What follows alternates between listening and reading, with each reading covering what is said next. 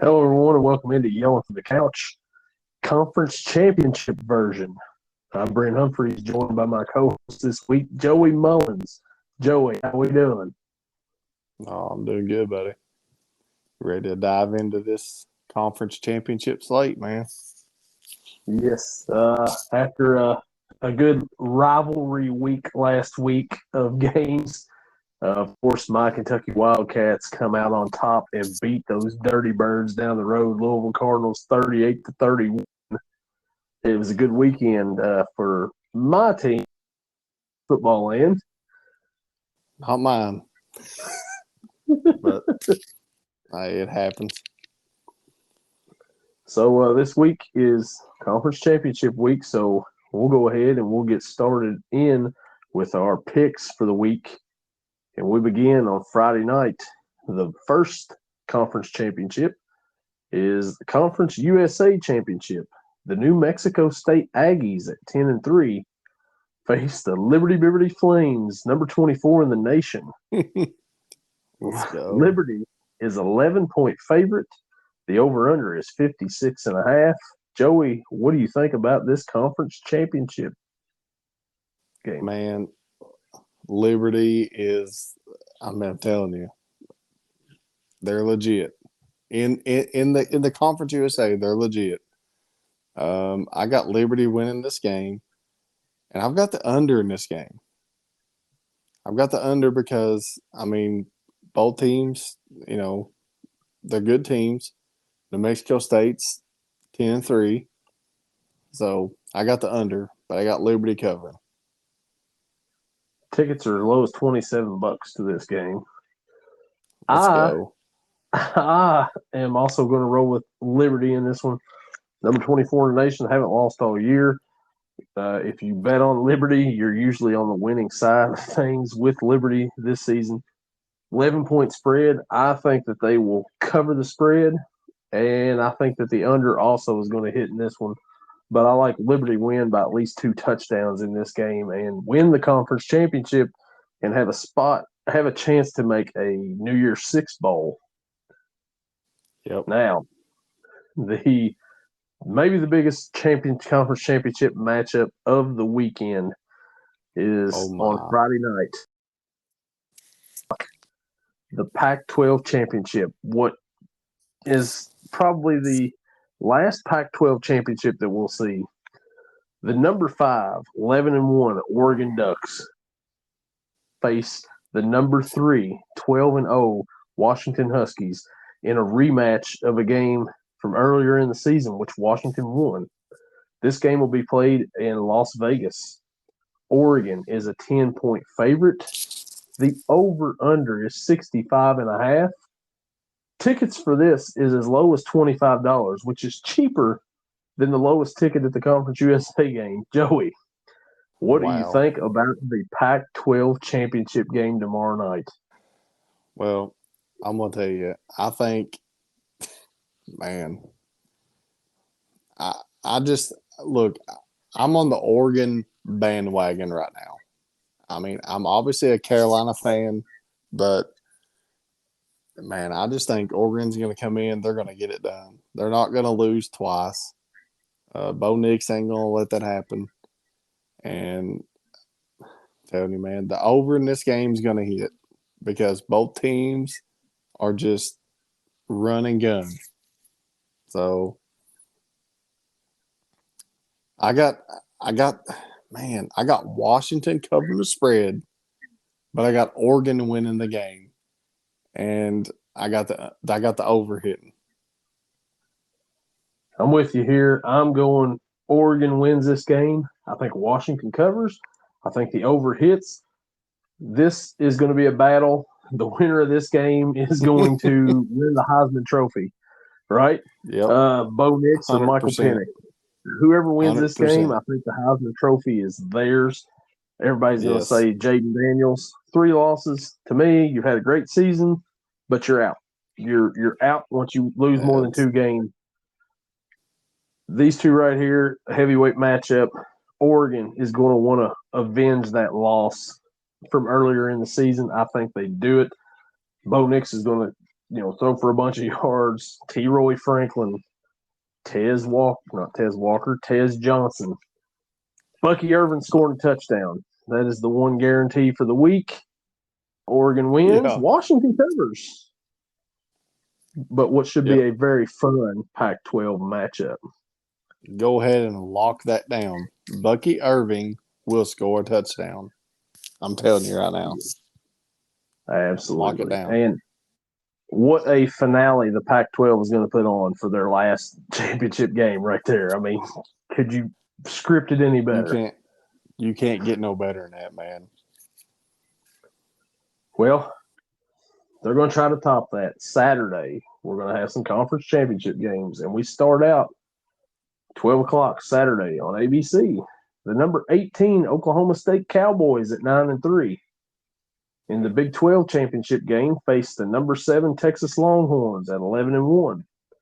Texas is a 15.5-point favorite. The over/under is 54.5. Tickets are as low as $49.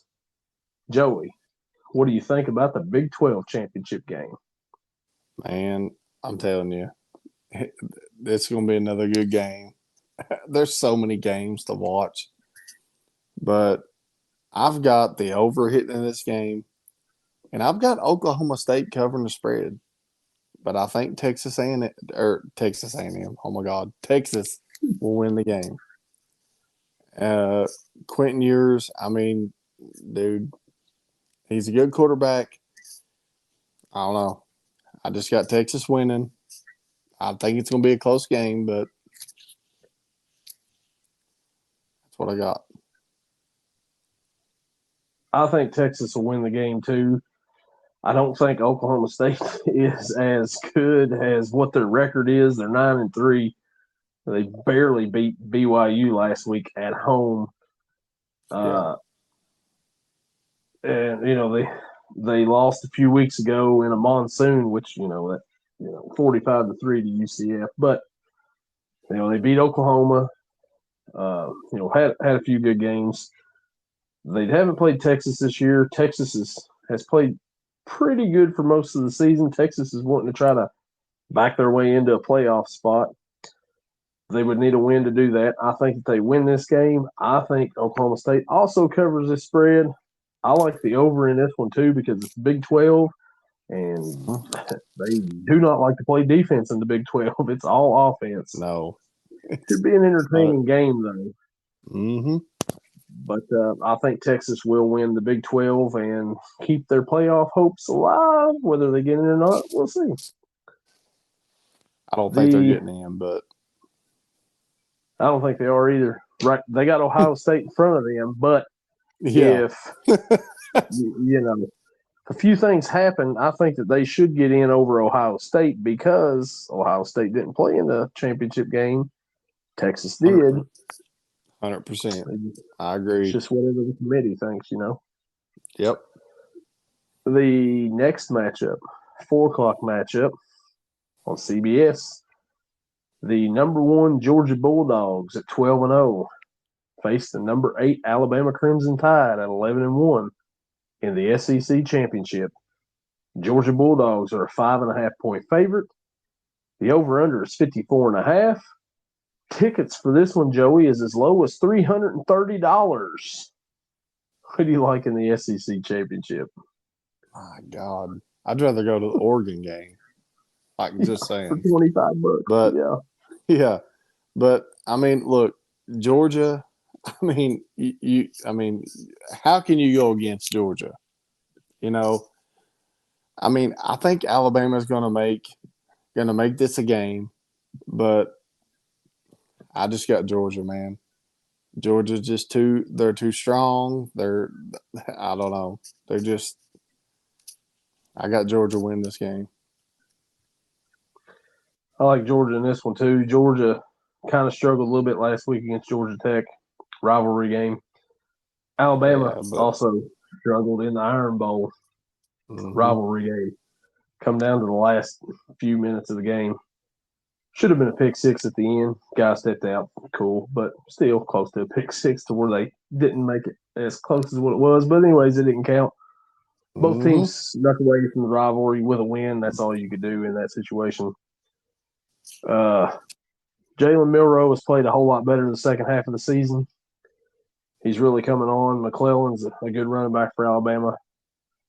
Carson Beck on the other end for Georgia is, he's put up some pretty good numbers this year. They got Brock Bowers on that side. I think Georgia's more talented than Alabama is this year. Give me Georgia to win this one. They haven't lost in a while, and I don't see it happening again. Give me Georgia to continue into the playoff as the number one team and to be the SEC champions once again. But I think Alabama covers that 5.5-point spread. And give me the over in this one. Yeah, I agree. I mean, I don't think it's going to be – I mean, I don't know. Alabama's definitely going to cover the spread, but, Alabama last week, their miracle touchdown, it's not going to come to that this time. Georgia's they're going to get it done. Yeah, I think Georgia will win it too. The next championship game is also at 4 o'clock, which, I mean, if you had your choice, are you going to watch the SEC championship or are you going to watch the American Athletic Conference championship between the SMU Mustangs? And they'll face the number 22 Tulane Green Wave. SMU's 10-2, Tulane's 11-1. Tulane is a 3.5-point favorite. The over/under is 47.5. This game is being played in Tulane's backyard in New Orleans. Tickets for this one, Joey, are low as $14, the lowest ticket price for a conference championship so far. Who do you like in this matchup? I got Tulane all the way. I know SMU is, predicted to win the game. Well, ESPN says they're predicted 72.5% to win, but I got Tulane win this game. Pratt's just a good quarterback. I mean, he's got 21 touchdowns, 4 interceptions. I got Tulane taking care of business, especially where they're right in their backyard. I got them covering the spread and take care of business. I am rolling with SMU on this one.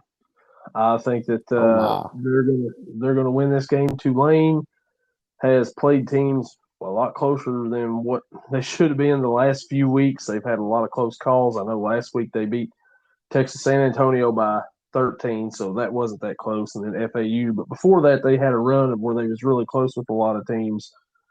And I think that it's going to come back and it's going to bite them this week, and I think that SMU is going to win. And I think they're going to cover that. SMU in their last 5, they blew out Navy, they beat Memphis, blew out North Texas, beat Rice, blew out Tulsa. I just think that they got the momentum here coming in, and I think that they're going to be the better team here and defeat Tulane to win the American Athletic Conference Championship. Did I say that Tulane was the favorite in that one? Yes. So, of course, I'll say that SMU covers that spread. And give me the under in this one. Take the under. Now we go to the nightcap. The number 2 Michigan Wolverines at 12-0 get Jim Harbaugh back this week. They face the number 16 Iowa Hawkeyes, who are 10-2 in the Big Ten Championship. Michigan is a 22-point favorite. The over/under in this one's kind of high for Iowa. It's 35.5. Joey, what do you think about this game? Give me Michigan to cover the spread and give me the over because Michigan is dominant. They're right, just like the committee has predicted. They're right underneath Georgia. I mean, they're going to come out. They're going to dominate, especially with their head coach back. And I know it really didn't make a difference, but I just got Michigan in this, man. Michigan's too much for Iowa. I know, a lot of Iowa games, they don't score a lot. They got good defense. Iowa's got a great defense. Don't get me wrong, but with Blake Corum and all of them, dude, give me the over, give me Michigan to cover the spread. this is going to be another lock. Blake Corum for anytime touchdown, by the way. 100%. I 100%. also think Michigan wins this game. I think that they cover that spread. But I'm taking the under in this one because the under always hits in Iowa games. This could be like a 31. This could be a 31-0 game, 31-3, 35-0 Michigan game. But it won't go over the spread. The under's hitting again in the Iowa game. Michigan last week, the win in the game against Ohio State. Big win for them again, 3 straight years over their rivals. They get Harbaugh back this week, and like you said, I don't think it matters whether he's there or not. They still got a really good team with or without him. They win this one, they win the Big Ten, and they roll into the playoffs as the number 2 team, looking for a matchup. I don't know, maybe with maybe Oregon the first round if Oregon wins. I mean, it could be a very interesting playoff scenario there. Man, the only problem I got with the over-under here is I know it don't matter that if Michigan has Harbaugh on the sideline or not, that they win. But when he's first game back on the sideline, they're going to want to prove a point. So, I mean, I don't know. We'll see. Yeah, that's true. But Iowa's defense is pretty good, but this is going to be the best offense they've faced all year. Mm-hmm. And then to wrap up conference championship week, we have the nightcap. The number 14 Louisville Cardinals, with a record of 10-2 after last week, travel to Charlotte to face the number 4 Florida State Seminoles, who are 12-0 in the ACC championship. Florida State is a 1.5-point favorite. The over-under is 47.5. Joey, what do you think about the ACC championship? Well, I've got Florida State. Oh, I know. $38. But listen, I got Louisville covering the spread. All right. Now hear me out. And I've got Florida State winning the game. And I'm just saying, I mean, Florida State, I know Jordan Travis going out, like that's rough. But they've still showed they can compete and they can play. You know, I mean, they've got good receivers. I mean, I got Florida State winning. I think they're going to win, and I think Oregon's going to win, and then we're going to see what the committee is going to do. So you got Louisville covering the spread. Yes. You got Florida State winning by 1. Yes. I've got Florida State barely winning. I've got Florida State winning this too. There's no way I'm picking Louisville to win a conference championship. If they win, that is like they're the best team out of the ACC. Are you kidding me? That team that lost last week at home to a 7-5 SEC team, Kentucky. Yes, Kentucky beat Louisville. I don't know if I've mentioned that or not yet, but they beat Louisville last week. Couple times. 10 team. Oh man, it's always great. You just beat them Dirty Birds. I think Florida State will beat them Dirty Birds.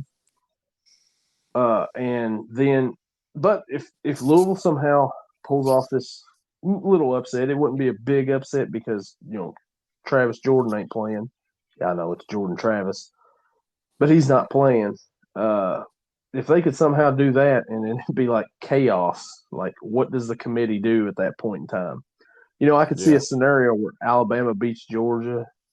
Michigan, they won't lose to Iowa, I don't think. But Oregon beats Washington. Louisville beats Florida State. Texas loses. Then what do we do? Like, is Ohio State back in the conversation at that point in time? Right. What do you do? Washington lost to Oregon. Do you put them in even though they've got 1 loss and you have 2 Pac-12 teams? What do you do at that point?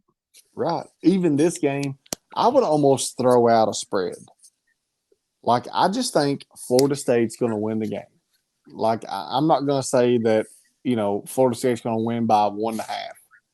I mean, I think Florida State's going to win the game. And it's going to be right down to the wire. Like, I don't think it's going to be a blowout either way. So, yeah, I've got yeah. Florida State. I go covering that spread. The over/under is 47.5. Give me the over on that one. That's kind of low. And both teams they could score. And well, Florida State, even though they don't have Travis, they still got, like you said, they still got good wide receivers. They still got Trey Benson running back. They've still got players that can play. But ultimately, if they make the playoff, I don't think they're going to go very far without Jordan Travis out there.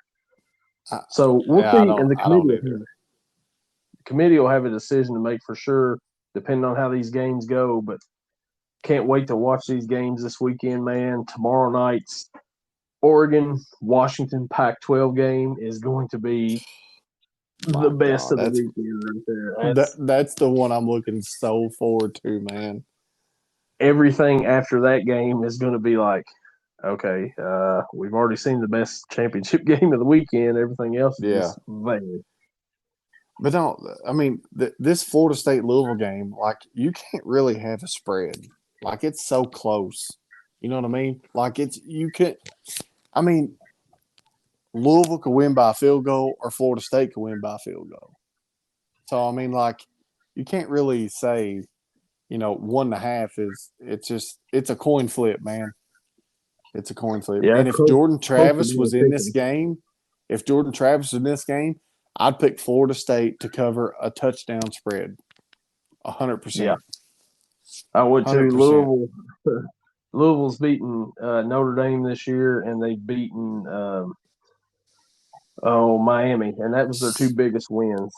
But they lost last week to Kentucky.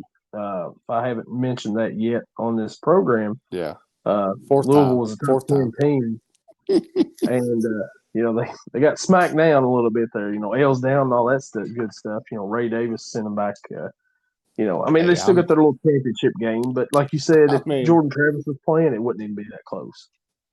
I mean, I'm not a Kentucky fan by no means. I'm a Carolina fan, but to sit here and say, do I like Louisville? No. Did I like it that Kentucky beat them? Yes, I did. And I'm a big Ray Davis fan. Like, I'm going to be a Ray Davis fan when he's in the NFL because that dude is going to be playing on Sunday for somebody. So, I mean, I'm on your side on that one. I was happy to see that. Yeah, I mean, they come out and they beat Louisville last week in Louisville's home stadium. I just figured we should bring that up at least once on this program here. At least once. At least. Absolutely. But moving on now, we'll touch a little basketball here since we're starting to get in the swing of basketball a little bit.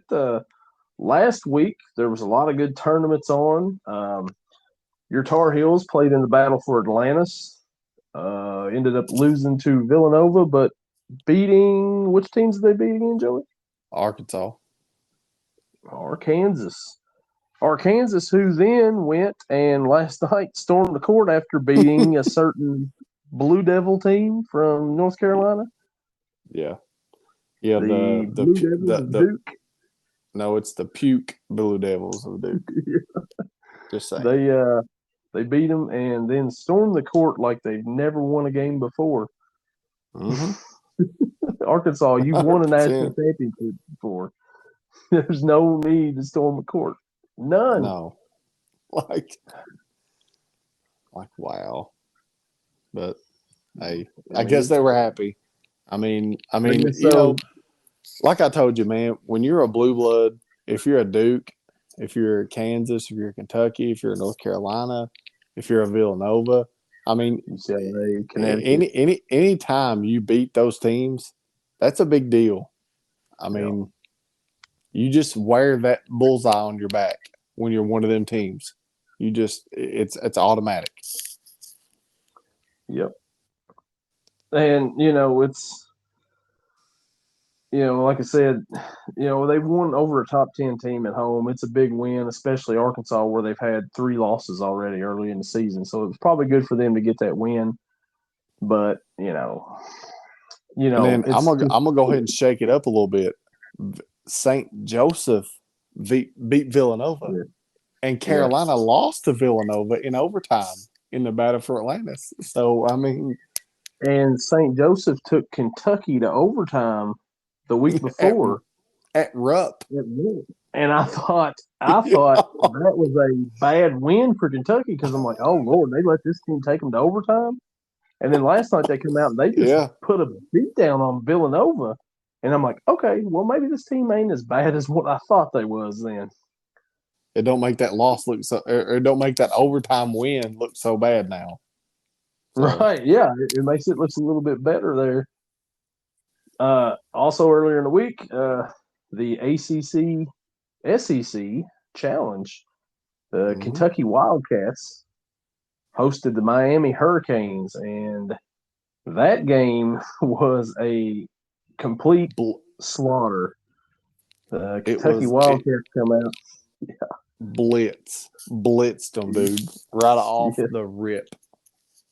And Kentucky 95-73. And one of Miami's best players from last year and even this year, Nigel Pack, I didn't even know he played in the game at all. He had 2 points overall in the game, and that's like their big guy, like they're one of their best players. Him and Wooga. Wooga got his Yeah, though first though, but man, the emergence of Reed Shepherd so far this year, man. I mean, 21 points, 5 rebounds, 4 assists, 3 steals, and a block. He got a block on Pack, and after that, Pack did nothing. Like he just wilted away. Joey, spark what'd you plug, think man. about Kentucky? Yeah, what'd you think about Spark Kentucky's plug. performance against Miami? Spark plug. When Reed Shepherd's on the floor, Kentucky does good. When he ain't on the floor, you can tell a difference. And we've sat here and we've watched several UK games together. And when Reed Shepherd's on the floor, he's like that spark plug. He's like, all right, guys, come on, let's go. He's like the motor that keeps them running. And I mean, as long as he's on the floor, and as long as he's healthy, I like Kentucky's chances, man, this year. I do. The one unfortunate thing that happened during that game was DJ Wagner kind of did something to his ankle or something. And if lip reading is to be seen on Twitter, people were freaking out. Maybe yours truly as well at one point in time when I was watching that game, and I was like, he just said it's Mm-hmm. broke, bro. And you're like, I don't Yeah. think it was broke. But I don't he, know he didn't now. return back to the game. Yeah, he was on the exercise bike and he went back to the locker room and hasn't been heard from since. I haven't heard an update or anything since that. So, uh, Kentucky, he was starting to come along too because he had a slow start in that Kansas game. He was starting to come around. They've still got Rob Dillingham, who's been playing pretty good. But you'd also want DJ Wagner in there too, because like I said, he was starting to come around. He's one of the top recruits in the nation. Hope he's all right. Oh, Hopefully he can come back and play. yeah. I mean, you never wish nothing bad on a kid. No matter if you're. Look, I cannot stand Duke, but to sit here and say that I wish that if a player goes down for an injury, like I hope they're okay. You know what I mean? It's one of them things where, like, Wagner's a big part of Kentucky's offense, like, and their defense. Like, he's a big part of their puzzle. So, you know, I hope he's okay, and I hope he's back whenever Kentucky and Carolina clash in December. So, because if you want to be the man, you got to beat the man. So, I want their full cast there, the whole 9 yards. I want to see. I want to see it. I want to see them clash head on with completely healthy rosters. So, I but believe we'll see. Ric Flair might have said that at one point in time. To I be the think he man, you got to did. beat the man. You gotta, you Oh, gotta, yeah, yep. That's 100%, man. That's the way it is, especially in Kentucky college beat State. basketball. Like you can't expect to. Okay, well, we've played all these cupcakes, and we've won by 30 points. Well, let's see what happens when you play somebody your own size.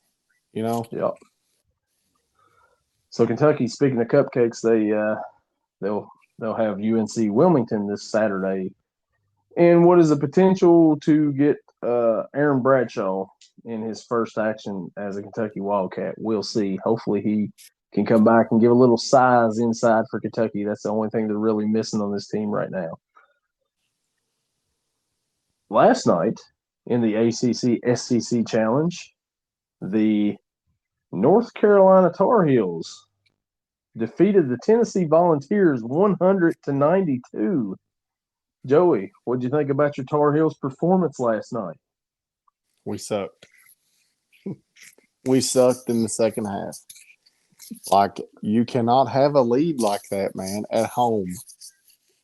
Like me and you talked about, you can't have a lead like that at home and then give it up and only win by 8 points. I mean, in the first half, they completely had Tennessee knocked plumb out of the game. Completely. And then you're going to let them come back and only lose by 8? I mean, I'm telling you, man, I'm Carolina's worst critic. And, it should have been a wire-to-wire. It should have been 92-115 is what the score should have been. And that's just my opinion. Like, I mean, yeah, I'm glad they got the win. That's great. But I'm not happy with the win. Let's put it that way. The first half was an amazing performance from Carolina. 61 points on the board against Tennessee, a defense that's like one of the top in the nation before last night. I'm sure that took a big hit. Yes, after the half, not so much a good performance. I mean, Tar Heels still scored 39 in the second half, but they let Tennessee score 53 on them in the second half. Yeah. And make it a game at one point in time. I mean, they were down 6 with a couple minutes left. Had a shot, but things didn't go Tennessee's way.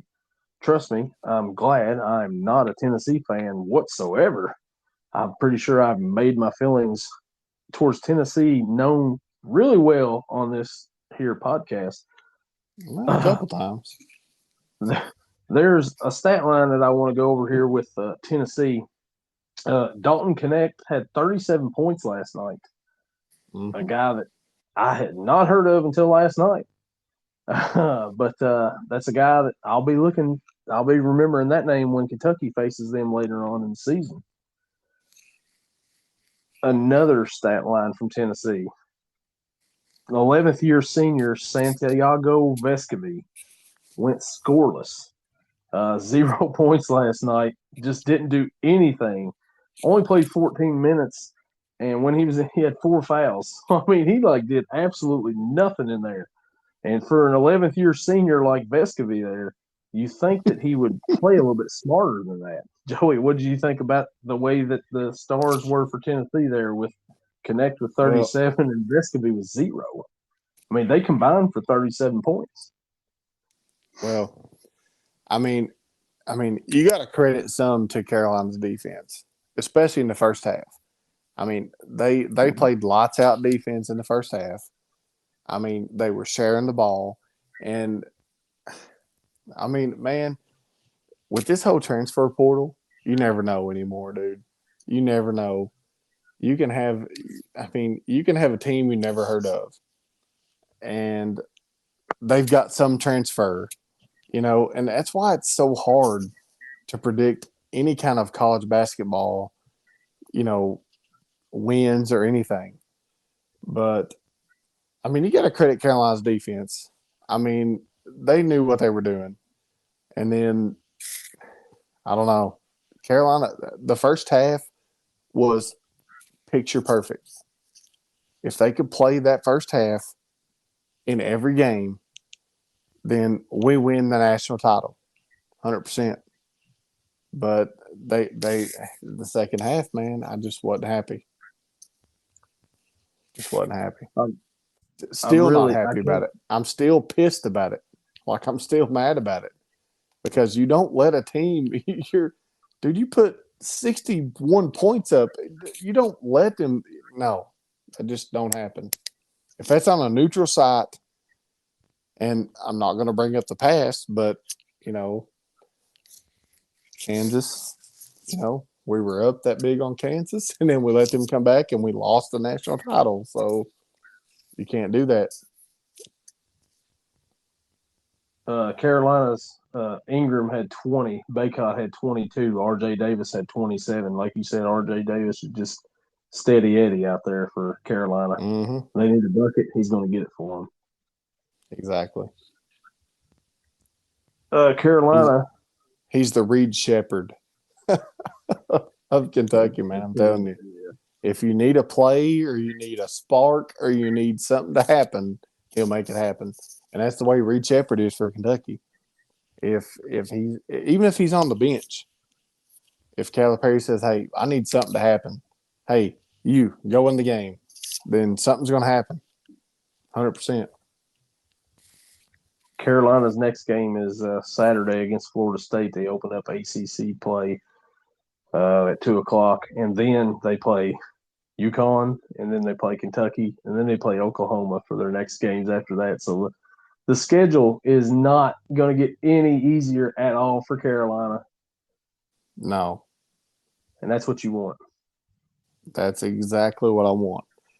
I want them to be tested 100% right off the bat. I mean, it has to be that way.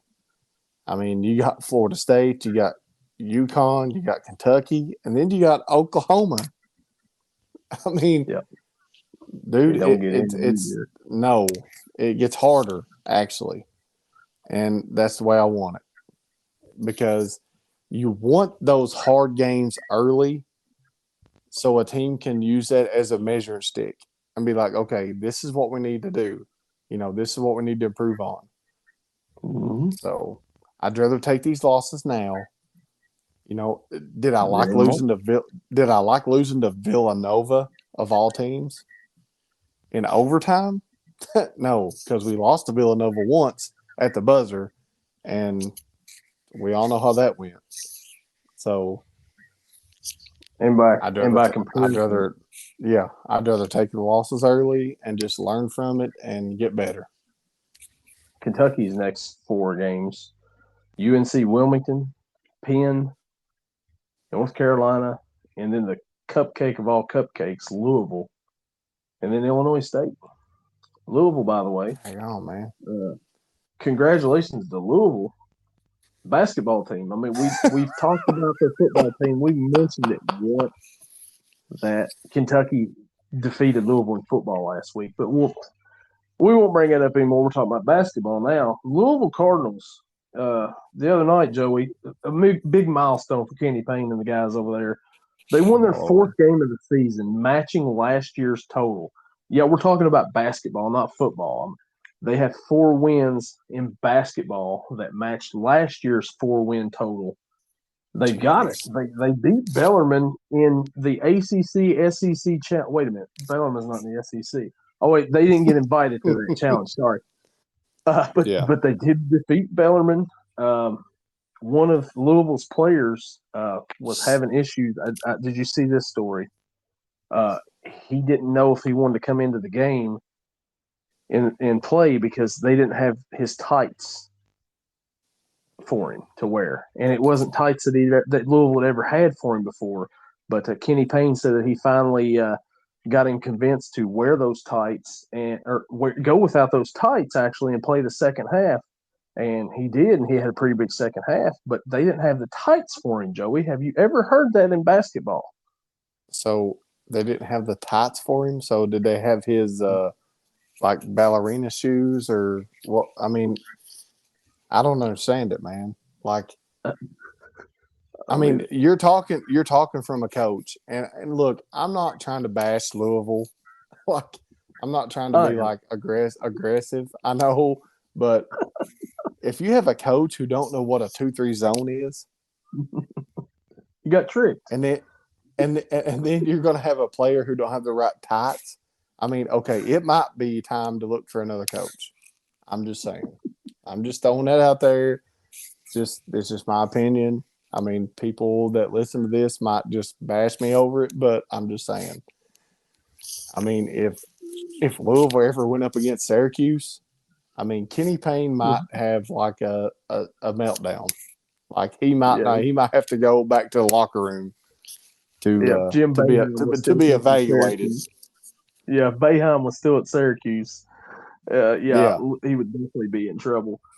But no tights, and Oh my he started God. off. He started off by saying, "I don't know if I should mention this or not." If you're saying that, Okay, odds are well you probably shouldn't mention it. that's your first mistake right there. If you think that in your mind, like, hey, don't bring it up. Don't bring it up. Make up something. Like, you know what I mean? Like if I'm a coach, I'm making up something. Well, we didn't have he didn't have the right kind of shoes or something. Like make up shoes. Don't make up tights.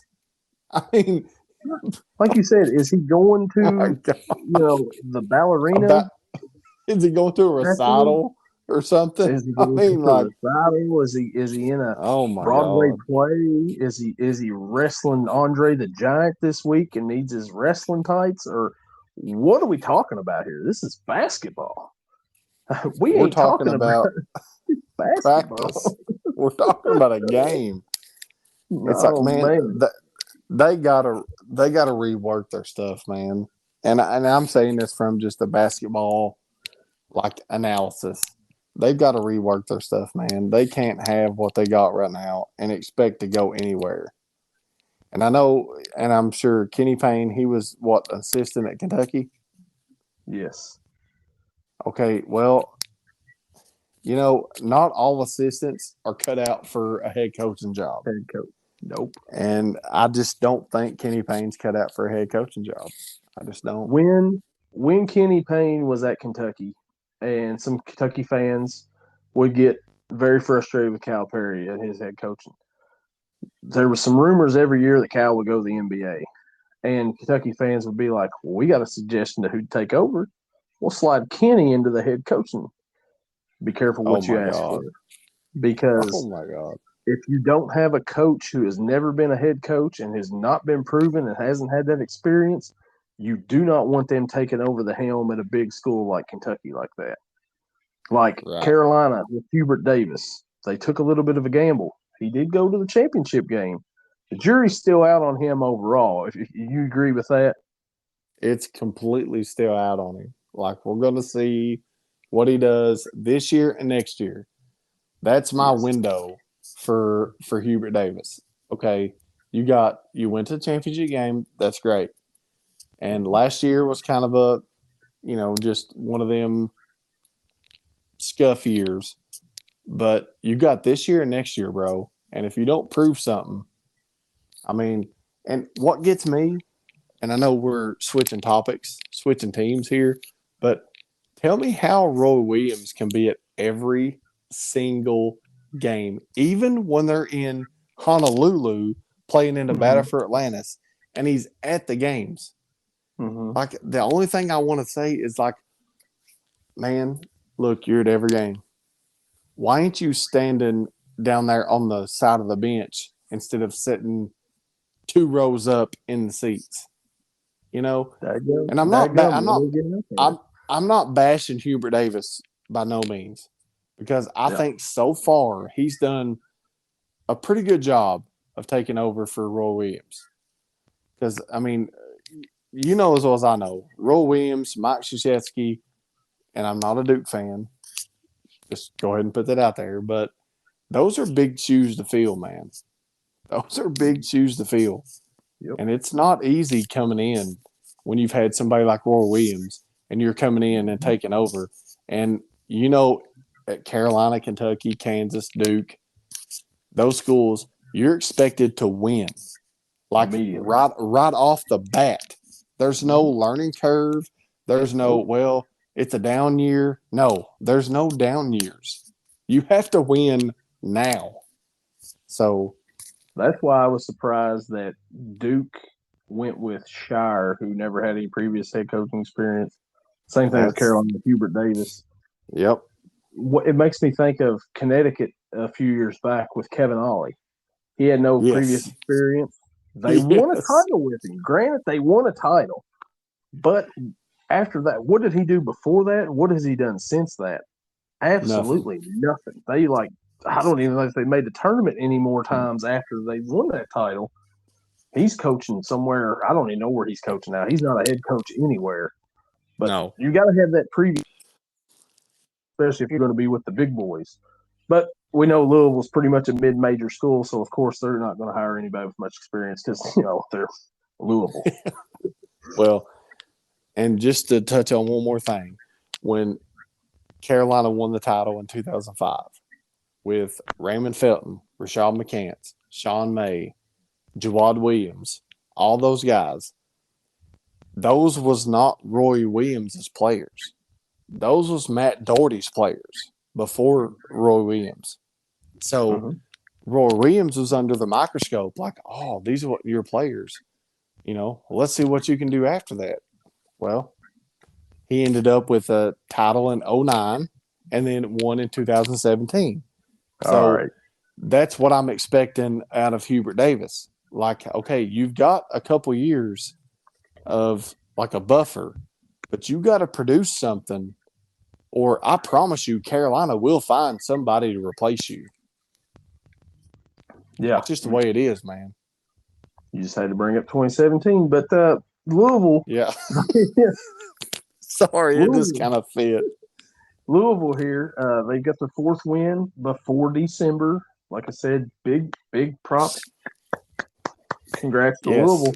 Looks like they will improve on last year's record, and they may even double it up. I mean, maybe. I don't think they will. Yeah, I don't think they will. Have you seen their schedule coming up? I think they got Virginia Tech this week. That's a loss, right? Yeah. DePaul's won one game this year. They may get DePaul.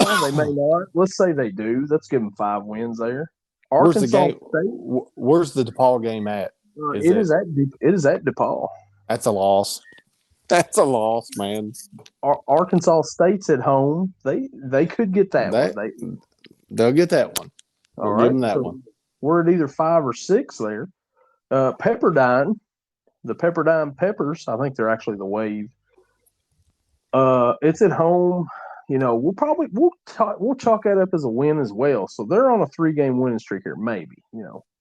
2 to 3 games. What do you say, Joey? Do you think you get Pepperdine? I think they will. Yeah, so they'll get Pepperdine. Then Kentucky, forget it. They're getting smashed. Yep. Just like their football team. If I've mentioned that yet, that Kentucky beat Louisville in football this past week. Yeah, it was the same in basketball. That's only the first time you mentioned it, so it's all good. Humble brag, I don't want to bring it up too much, Yeah, don't. Yeah, I got you. And then Virginia, that's a loss. Yeah, Pitt's a loss. Miami at Miami, that's a loss. NC State, that's a loss. Mm-hmm. North Carolina at Carolina, that's a loss. That's a beatdown. Wake Forest at Wake Forest. Wake Forest is beating them. That's what I'm saying, man. You can't keep searching. You can't find very many wins. That's a loss. Florida State at home? No. What about in the Carrier Dome against Syracuse? No. How about Georgia Tech at home? Nah. No. I don't like it. What about at Boston College? Now we're talking. This could be a battle. Louisville in February got a chance to double up their win total at Boston College. Let's go. Let's go. 8 wins right now. Let's go. Oh my Lord! I'm telling you, man. It's you can't find wins for them. You can't find. Actually, they'll probably lose that Boston College game at Boston College. Pitt at Pitt, that's probably a loss. Notre Dame at home, Notre Dame struggled. I mean, we'll see how that one goes. I mean, they could get it there. Duke at Cameron Indoor, no. Syracuse at home, no. Virginia Tech at home, no. Boston College at home. There's the eighth win right there. That's the eighth win in March the 9th. Yeah, Yeah, that's it. That's it right that's there. We found it. We've doubled their win total right there. Congratulations to Kenny Payne on that. and we had to struggle to double that win because there's some of them games they're probably going to lose. Oh yeah, yeah. I We're mean, we're giving them credit for some there. I mean, they could come out against Arkansas State and the Wolves just beat them. it's just like Maryland. Maryland's the same way. Like Maryland's, it don't matter who they're playing. Like it doesn't matter. I mean, they could lose. And Louisville just got to do some soul searching right now, man. They're, and I'm not a fan of Louisville or Kentucky. I'm just saying from a basketball standpoint, they got if I'm the athletic director or if I'm the person in charge of their athletics, like I got some soul searching to do. Like, you got to make something happen. I mean, you can't keep going on like this. I would say that this is probably Kenny Payne's last season in Louisville as the head coach, if he makes it through the whole season. He keeps having some of the press conferences like he's had recently, and it's not going Yeah. to be good for him. Well, I mean, me asking you, what do you think?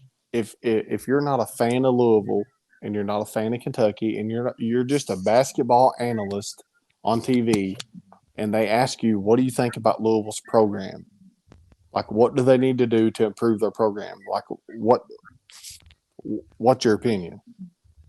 Louisville's got a clean house, and then they've got to bring in somebody with experience that has won some games somewhere else, maybe a mid-major school, to come in and completely start from scratch and rebuild this program. When Kenny Payne took over, Louisville was not that bad.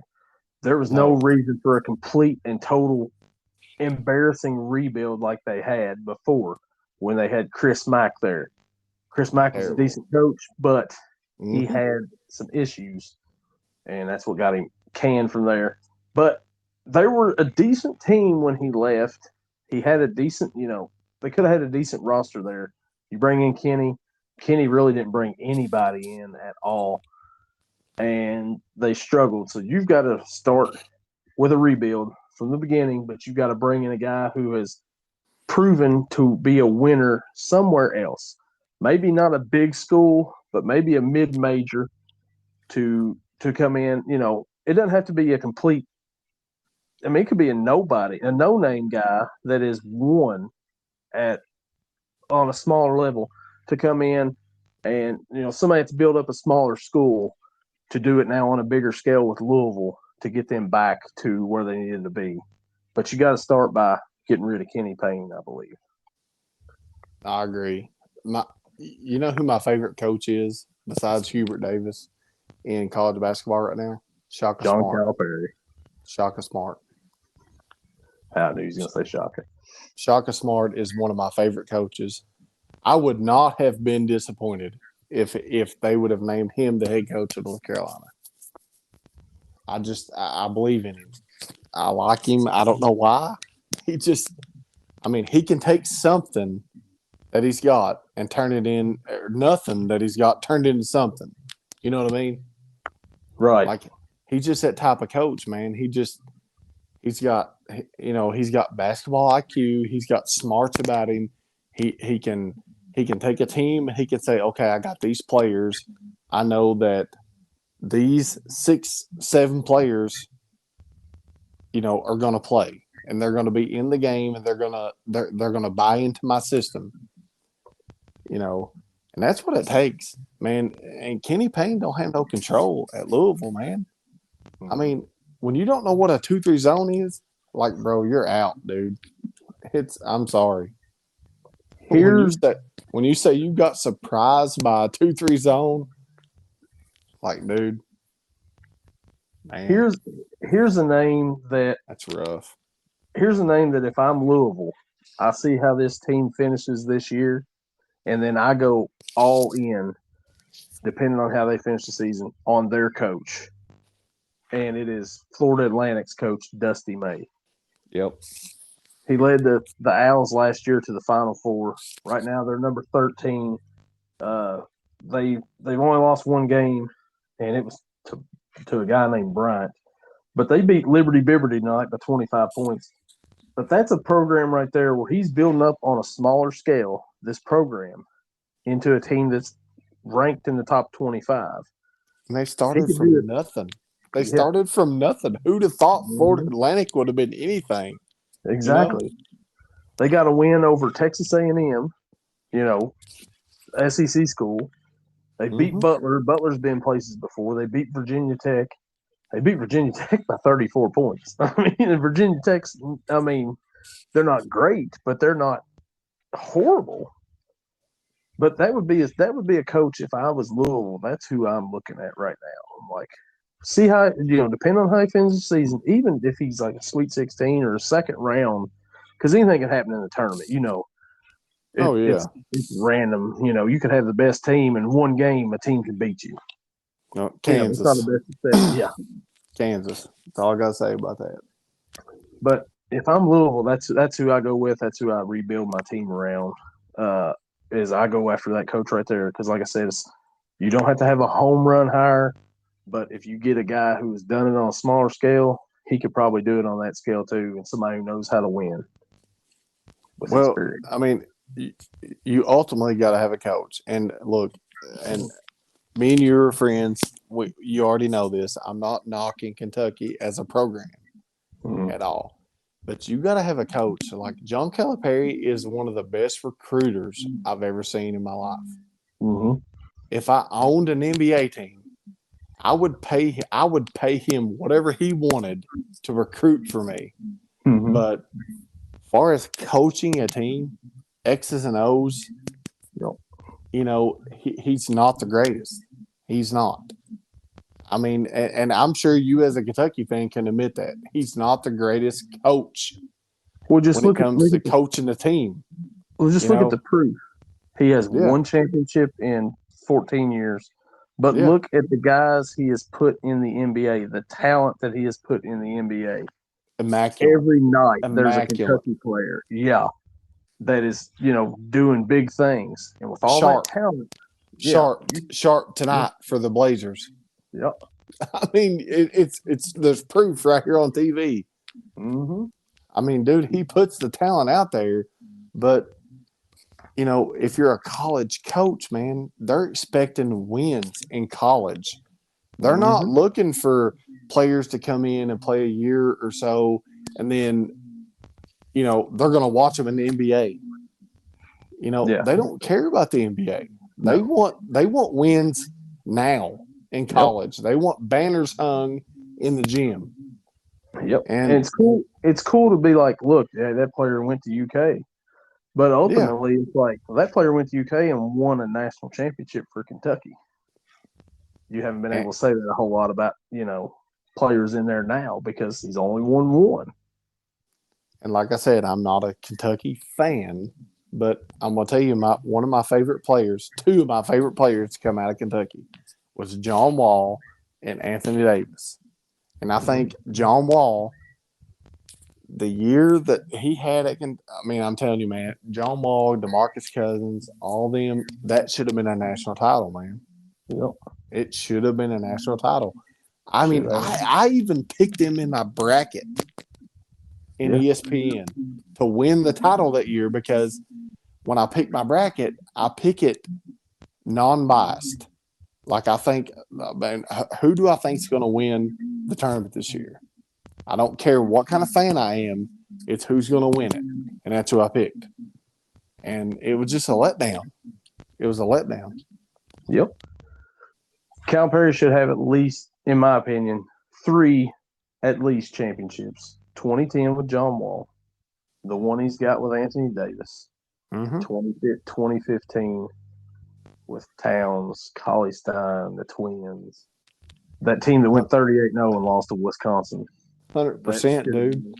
That should have been a title.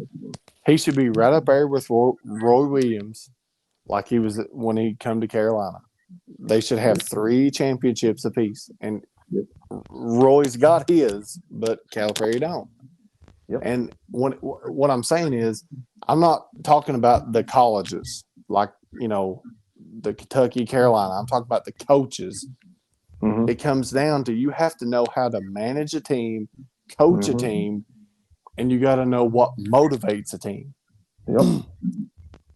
And there's certain things that Roy Williams done that Calipari didn't do. It's like I seen Roy Williams when his team wasn't performing like he wanted to. It didn't matter if it was a championship game, Sweet 16, Elite 8. It didn't matter. He'd pull all 5 starters out, and I've watched him go down the bench and point to 5 players and go in. Yep. They've probably never played in a game all year. It didn't matter. He's like, just get in the game. And then, he'd have his starters right there on the bench, and he wasn't even watching the game. And he's sitting there just completely just tearing them a new one. And that's what it takes. And I just don't see the enthusiasm on the sideline from John Calipari as I do other coaches. You know what I'm saying? Right. So I don't know. But yeah, we're starting to get in the swing of this college basketball. It's almost December, and the games are going to start heating up. And then in another month, even this month for the ACC and some Big Ten conference games are starting. But it's my favorite time. Ramp up college basketball. My Lord. It's my favorite time of the year. Expect some longer podcasts because it's my favorite time of the year. Yeah, we're starting to wrap up the college football talk here, and then we'll be fully on into the college basketball. It's kind of a bittersweet time for myself as a big football fan as I am, but I'm a college basketball fan, and been watching a little bit of NBA too with the gambling stuff going on. Hey, Oregon Ducks to win it all. I'm telling you, that's who I hope wins it. Do I think that's who's going to win it? No, but that's who I hope wins it. Hey, they got just as much chance as anybody else in there, man. If they play, speaking of ducks, there's ducks on TV right now. Cartoon ducks. But maybe that's a sign right there. We're talking about Oregon. There's the ducks right there on TV. Maybe. Well, I mean, in the future. It's like you said. I mean, they got as good a chance as anybody. But if I'm calling it from somebody that is talking about sports and analytics and all this, is Oregon supposed to win? No. Georgia's supposed to win. But look, think about it this way. We'll see. If Oregon does play, say, somehow Alabama sneaks into the playoff or Oregon plays Alabama. Not likely scenario to begin with. Bo Nix has already seen Alabama before when he was at Auburn. Mm-hmm. Bo Nix has already seen Georgia before when he was at Auburn. So he is not going to be intimidated at all by playing them big teams. No. And I don't think he's going to let the rest – Oregon's coach was a defensive coordinator at Georgia a couple of years ago when they had one of the best defenses in college football history. Yes. He's going to know that Georgia team. So there'll be an advantage there for Oregon. I think that Oregon, like you said, has got just as good a shot as anybody. But first, they've got to defeat Penix and the Huskies tomorrow, which is going to be, like we said, the best college football championship game of the weekend, and I cannot wait to watch it. Yeah, it's tomorrow. It's winner goes to the playoff. That's it. I mean, the winner goes to playoff, the loser don't. That's just. That's the hardcore truth.